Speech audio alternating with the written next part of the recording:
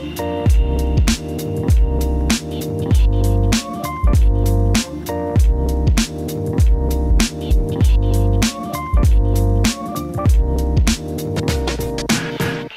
revues académiques à comité de lecture sont-elles vraiment utiles, voire nécessaires? Michel Vol, bonjour. Albert David, bonjour. Bonjour. Albert David, professeur à Paris-Dauphine, PSL Research University. Michel Vol, président de l'Institut de l'économie, longue carrière de consultant en système d'information et ancien élève de l'école polytechnique. Albert, une revue académique, pour se refixer les idées d'abord, à quoi ça sert? Je dirais que c'est un outil d'assurance qualité. Au fond, c'est là qu'on apprend à écrire un papier de recherche. Et quand on regarde un certain ensemble de revues, il y a des papiers précurseurs qui sortent, il y a des choses magnifiques. Et puis il y a quelques dérives et problèmes aussi, on pourra en parler. Et donc un certain nombre d'arguments contre les revues peuvent venir aussi des insuffisances, des limites ou des dérives de ce système.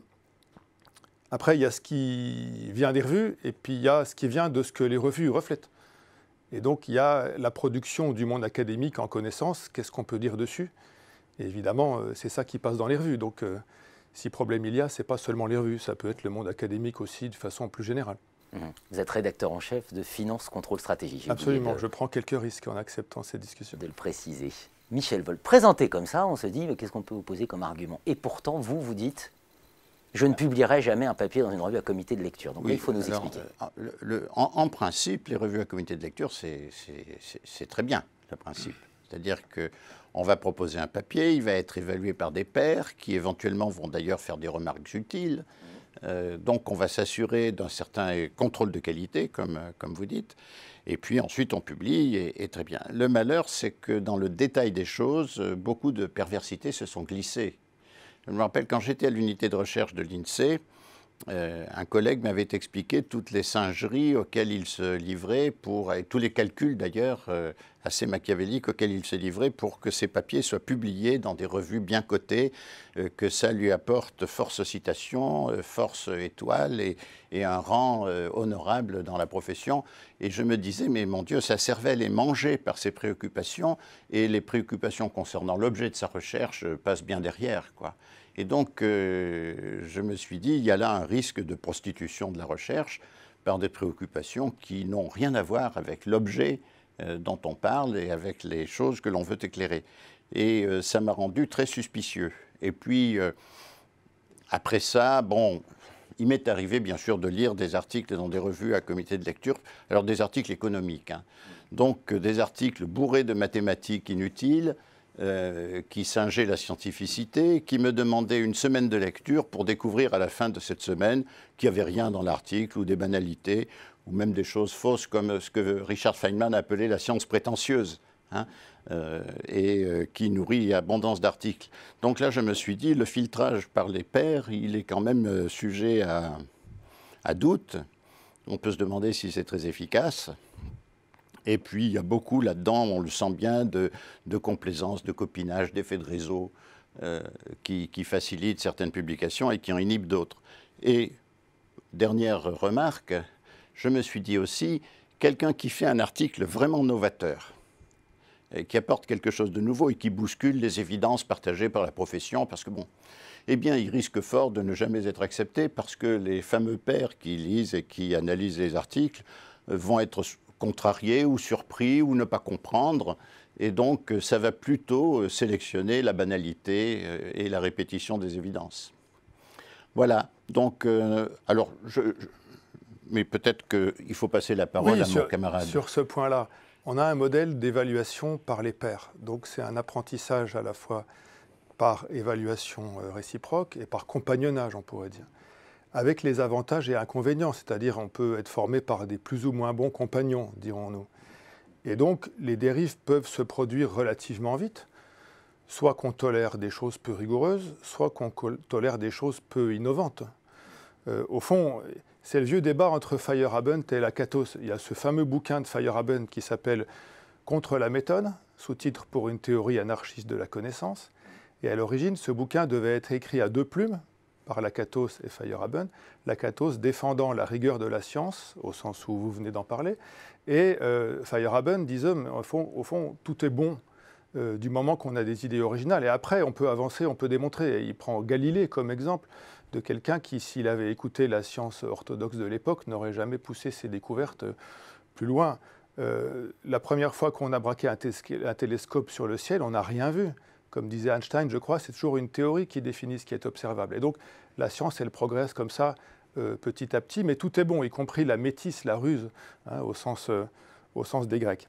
Alors, cette évaluation par les pairs, d'un certain côté, elle a ses limites, mais d'un autre côté, en termes de coût d'apprentissage et de transaction, elle est relativement économe. Elle est même remarquablement économe, puisque tout le monde travaille bénévolement pour essayer de faire des progrès ensemble. À partir de là, je rejoins ce qui est dit sur le fait que dans ce monde académique, comme dans d'autres mondes professionnels, on peut être tenté par la séduction de ce qu'on appelait un beau papier. Un peu comme un créatif d'agence de publicité va parler d'une belle communication, d'un beau film, d'un beau scénario. Un beau papier, ça peut être un papier où la méthode est élégante, où on a poussé les raffinements sur certains tests, on va avoir une interprétation élégante de certaines corrélations, on va plutôt opter pour telle option que telle autre dans les logiciels qui ont cours, etc. Et du coup, souvent d'ailleurs, les best papers dans les conférences vont être en partie teintés de ce goût pour le beau papier.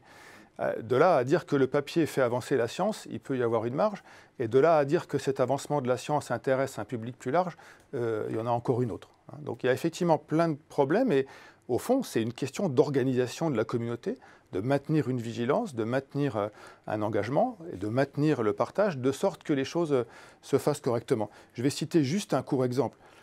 Moi, j'ai l'honneur de diriger une revue qui s'appelle Finance Contrôle Stratégique, qui est une revue indépendante. On n'est pas chez un des grands éditeurs, même si ces grands éditeurs ont des qualités. Nous, on est très artisanaux, ça a aussi ses limites.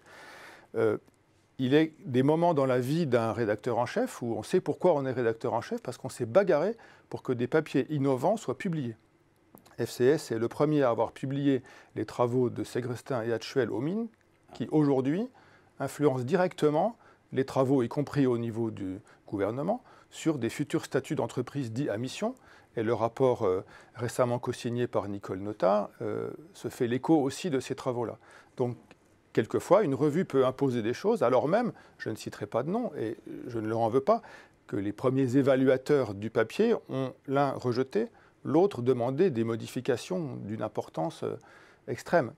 Sauf que les auteurs en ont profité pour réaliser que tout le monde ne comprenait pas tout de suite d'où ils parlaient. Et au fond, une revue bien faite qui gère des évaluateurs qui font leur boulot, c'est une revue qui aide les auteurs non seulement à clarifier ses inférences, c'est-à-dire à tenir un raisonnement qui se comprenne rien qu'à la lecture, et par ailleurs, qui aide l'auteur à mieux expliquer d'où il parle, de sorte que, en contexte, on soit capable de faire quelque chose de ce qui est dit. Si c'est ça, je vois plus d'avantages que d'inconvénients aux revues académiques. Il reste que le monde actuel permet de communiquer sur ces travaux par des biais complémentaires, des médias de type The Conversation, de type réseaux sociaux, etc., de sorte qu'on puisse faire état de ces résultats un peu plus tôt que les délais de publication, mais ça, c'est une autre question. Michel Vol, là, Albert David marque un point, parce que, sauf erreur de ma part dans votre dernier ouvrage, Valeurs de la transition numérique, vous évoquez Segrestin et Hatchuel. Oui, mais de toute façon, quand le système marche bien, il est bon. Le problème, ce n'est pas donc de critiquer le système en tant que système, c'est de voir s'il favorise des dérives. Et si ces dérives ne sont pas de nature, finalement, à chercher à faire autrement. Moi, pour préparer cette conversation, j'ai un peu fouillé, bien sûr, et j'ai vu sur le web les conseils que l'on donne aux thésards qui veulent publier. Publier ce qu'ils ont trouvé lors de leur thèse, etc. Ces conseils sont d'un épouvantable formalisme, c'est-à-dire qu'on leur dit, voilà, il faut que vous que vous décriviez ce que les autres ont dit sur le sujet dont vous allez parler, donc il faut déjà commencer par montrer qu'on a lu ce que les autres ont dit, ce qui n'est pas toujours très, très utile, d'ailleurs, entre parenthèses, et ensuite, seulement, on peut arriver à dire ce que l'on pense, bon, voilà. Donc il y a une espèce de cérémonial qui est imposé à ces malheureux thésards avant qu'ils aient le droit d'ouvrir leur gueule, quoi. Bon. Et avec, bien sûr, le publish or perish derrière, c'est-à-dire si tu n'arrives pas à publier l'article, ben, tu n'existeras pas, etc. Et donc là, il y a quelque chose qui ne me paraît pas conciliable avec le véritable fonctionnement de la pensée, et avec la recherche d'une d'une originalité authentique. Et puis, il y a une autre conséquence. Je vois mes collègues, oh, ils lisent les revues, ils se tiennent au courant. Mais ils ne lisent pas les livres. Hein. Or, dans la science économique en particulier, si on veut comprendre la dynamique de la discipline, c'est-à-dire ce qui fait son ressort, il faut lire les livres fondamentaux. Il faut lire Adam Smith, il faut lire Marshall, il faut lire Ricardo, il faut lire John Hicks, il faut lire Keynes, évidemment. Enfin voilà, il faut lire les grands livres. Et d'ailleurs, qui donnent en particulier l'outillage intellectuel et le cadre intellectuel qui permet d'interpréter ce qu'on voit dans les articles. Mais ils ne les lisent pas. Ils ne lisent pas non plus ce qui se publie comme livre, puisqu'on ne lit que les articles. Hein. Or, c'est dans les livres que l'on trouve une pensée construite. Un article, c'est une fenêtre, un livre, c'est une maison. Voilà la proportion d'importance entre les deux. Et donc, il y a dans ces habitudes prises autour des revues et de la lecture exclusive des articles, et le fait que d'ailleurs, on considère que quelque chose, une idée ou une pensée qui n'est pas passée par le filtre des revues à comité de lecture n'est pas scientifique. C'est une abomination de dire des choses pareilles. Et puis le publish or perish, bon, si on avait appliqué ça à Einstein, qui a publié quoi peu de choses, hein, ça tient dans un petit cahier, les articles d'Einstein, bah, il aurait été considéré comme un minable aujourd'hui. Je crois aussi que, comment dirais-je, dans l'évaluation des idées, ce qui compte finalement le plus, c'est le bouche à oreille. Hein, quand un type vous dit, tu sais, j'ai lu un bouquin épatant, il est vraiment éclairant, etc., quelqu'un qui lit les livres, hein, ça vaut le coup d'entendre et d'y aller. Le bouche à oreille sur les ouvrages me paraît beaucoup plus intéressant que la trompette des revues à comité de lecture. D'ailleurs,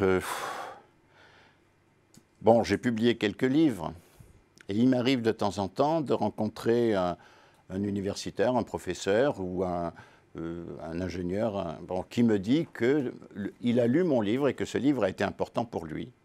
Hein. Je me dis, ben, voilà, ça c'est la récompense ultime hein, que l'on peut avoir. Mais pourquoi le livre a été important? Parce que justement, c'était un livre qu'il était construit comme une maison et que ce n'était pas simplement une fenêtre. Gilbert, on ne peut pas évacuer d'un revers de main cette question du publish or perish et cette hystérie. Mais bien sûr. Voilà. Je dirais, jusqu'à un certain point, on peut considérer que tactiquement, ce n'est pas si compliqué de publier de temps en temps dans une revue à comité de lecture, si telle est la règle. Le danger vient d'une gestion du temps d'évaluation qui fait, je ne suis pas le seul à le dire, qu'on se contente de regarder les scores sur les revues classées au lieu de lire les articles. C'était, je trouve, l'avantage du concours d'agrégation future ancienne formule, paraît-il, qui était qu'on avait quand même au moins une demi-heure de discussion serrée sur des travaux. Et aujourd'hui, le CNU dit, entre autres, pour être qualifié et avoir le droit de se présenter à un poste de professeur au 46.1, il faut 2 papiers, je crois, dans des revues au moins de rang 2. D'accord ? Bon. Là, il y a un problème qui est, mais j'espère que les collègues savent agir avec mesure, comme disait Fayolle, au sens avec discernement, et non pas avec mesure au sens de l'évaluation quantitative. Malheureusement, on peut poser la question. On peut espérer que nos institutions restent capables de repérer des pensées originales. Mais c'est un peu compliqué. Mon collègue Armand Hatchel, professeur au Mines, aime bien dire qu'une recherche qui fonctionne, c'est des chercheurs qui prennent des risques et des collectifs qui les soutiennent. Autrement dit, le risque de toute cette cuisine, fût-elle parfois bonne, c'est de diffuser un régime de conception systématique, de conception réglée, un peu comme le D de R&D, alors qu'on a sacrément besoin du R. Autrement dit, on aurait un régime qui, pour la plupart des gens, serait un régime de conception réglée au sens où ils apprendraient à écrire des articles sous une forme standard admise comme rigoureuse et pertinente. Il n'y a pas que du mauvais là-dedans, mais enfin, il faut renouveler de temps en temps. Et par ailleurs, quelques chercheurs qui auraient des idées plus innovantes, mais dans un régime de conception sauvage, c'est-à-dire de temps en temps, entre guillemets par hasard, on va sortir des choses. Alors le hasard existe peu. Dans les labos qui sortent régulièrement des théories innovantes, il n'y a pas vraiment de hasard, mais quand même. Or, il y a des points communs intéressants entre le raisonnement d'innovation et le raisonnement de recherche. Dans la communauté académique, ce n'est pas suffisamment mis en avant, de sorte qu'on a tout à fait les moyens, si on veut, de mettre en place des régimes de conception innovante, c'est-à-dire des régimes plus systématiquement anarchiques, ce qui n'empêche pas d'être organisé. Un certain March a écrit des choses il y a longtemps sur l'anarchie organisée, de sorte qu'on repère les pépites et qu'il y ait des collectifs qui soient capables de les pousser et des revues qui soient capables de les relayer. Vous avez raison sur le dilemme du rédacteur en chef qui voit arriver un papier très très original, qui a l'air bien fichu, mais il a peut-être peur de publier quelque chose qui est du pur charlatanisme. Ça a été essayé dans le passé. Le fameux article de Pérec sur Soprano et Tomate, hein, ou d'autres plus récents dans le bouquin Imposture intellectuelle, on voit bien que la crainte peut-être du rédacteur en chef qui manquerait de courage, pour le dire poliment, c'est d'écarter ça. C'est d'écouter les évaluateurs quand ils disent « non, non, il faut rejeter, j'y crois pas ». Voyez, et l'article que je citais tout à l'heure sur les avaries communes d'Hatchuel et Segrestin, il a fallu 3 rounds, et y compris jusqu'au dernier round, c'était révision plus que mineure, mais les évaluateurs que j'ai pris parmi les meilleurs sur le domaine m'ont dit on n'est toujours pas complètement d'accord, mais il faut publier, c'est du débat scientifique. Bah, on sait pourquoi on est rédacteur en chef dans ces cas-là, hein, parce que sinon ça n'aurait été publié, j'allais dire, nulle part dans des revues considérées comme lisibles par l'Académie. Cela dit, j'ai des collègues qui vous diront qu'ils ont des papiers qu'ils ont publiés directement sur leur blog et qui ont été beaucoup plus lus que le même papier dans une revue académique. Hein. Donc le monde actuel, la généralisation des communications digitales font que le bouche à oreille est plus international, ça pousse à un tas de choses, ça pousse à publier plus systématiquement en anglais, ça pousse à faire du réseautage, comme disent mes collègues québécois, de façon encore plus forte dans les conférences, ça pousse à dire tiens, j'ai écrit un papier là-dessus, regarde, et du coup il est facile d'accès, aux réserves près des grands éditeurs dont on parlait. Donc voilà, il y a plein de problèmes. Moi, je reste optimiste sur le fait que si on veut, on peut faire du bon boulot. Simplement, il faut faire attention que la mauvaise monnaie chasse pas trop la bonne. Une bonne conclusion, non, bah, Michel Vol? La conclusion, c'est que ça vous décide à publier dans Finance Contrôle Stratégie? Ce sera ça ma question finale. Alors, je vais avec un rédacteur en chef de la trempe d'Albert David. Je vais vous dire, justement, nous avons à l'Institut de l'économie, parce que c'est collectif, nous avons préparé un article académique parce qu'on en a marre que les économistes soient sourds à ce qu'on leur raconte, alors que l'on pense que c'est important. Alors, comme ces gens ne lisent que les revues, n'entendent que les revues, et considèrent qu'en dehors des revues, il n'y a pas de science, ce qui est une énorme erreur, mais c'est comme ça qu'ils disent, eh bien, on va quand même publier dans une revue. Donc, on a concocté un article qui contient ce qu'il faut de mathématiques pour plaire à ces messieurs, qui est dans les formes, avec bibliographie, le point sur la science, enfin tout, on a mis tout ce qu'il fallait, bon voilà. Donc on a fait, bon, donc on a fait le truc et on publiera, enfin on publiera. On va bien voir ce que maintenant qu'ils vous ont entendu, je ne sais pas. Oui, il y a une vengeance à prendre là. On va bien voir ce que diront ces fichus comités de lecture, mais en tout cas on aura fait l'effort de passer sous les fourches codines. Mais je crois que quand même, la solution à chercher, elle est plutôt du côté, me semble-t-il, de la publication de livres dans lesquels on a mis un travail architecturé, construit et complet, plutôt que le côté partiel que représente un article. Et également, la deuxième partie de la solution réside, comme vous l'avez dit tout à l'heure, dans le web. Hein. Moi, de toute façon, tout ce que je publie se retrouve, y compris les bouquins, ça il ne faut pas le dire à mon éditeur, se retrouve accessible en format PDF sur le web. Hein, parce qu'il faut le faire. Et je trouve qu'un chercheur accepte qu'un article qu'il a écrit, qu'il a publié, ne soit pas disponible sur le web, je trouve ça extrêmement choquant. La science, c'est la circulation des idées, donc... Voilà. Voilà. Il faut juste faire attention de ne pas dépasser le point culminant, pour faire simple. Puis oui. Ne pas non plus avoir trop confiance dans la capacité des institutions à ne pas devenir de temps en temps, à perdre un peu la boule. Et ne pas oublier les grands textes fondateurs. Je crois qu'on ne reviendra jamais assez à un certain nombre d'auteurs. Hein. On peut toujours citer des choses récentes. Il n'empêche que si vous travaillez sur l'institutionnalisme, par exemple, c'est pas mal d'aller lire un peu de Weber, de Simmel et autres. Bien sûr. Oriou, pour parler à un des auteurs français trop peu cités. Bien sûr. Saint-Saulieu, rendons-lui hommage, Sociologie de l'entreprise. Dans les années 80. Il introduit le terme d'ailleurs de créativité institutionnelle avant Meyer et Rowan. Et donc voilà, tout ça est important et on a un patrimoine à conserver, à faire vivre. Et finalement, c'est peut-être le conseil aux jeunes chercheurs, c'est ça. Attention de ne pas trop focaliser sur les articles et Retour au classique. Alors, je n'ai pas lu l'article de Segrestin et Hatchuel. Par contre, j'ai lu leur livre, dans lequel il y a l'histoire des avaries communes, là, et qui est en effet quelque chose de tout à fait novateur et intéressant. Voilà. Et c'est bien que vous l'ayez soutenu.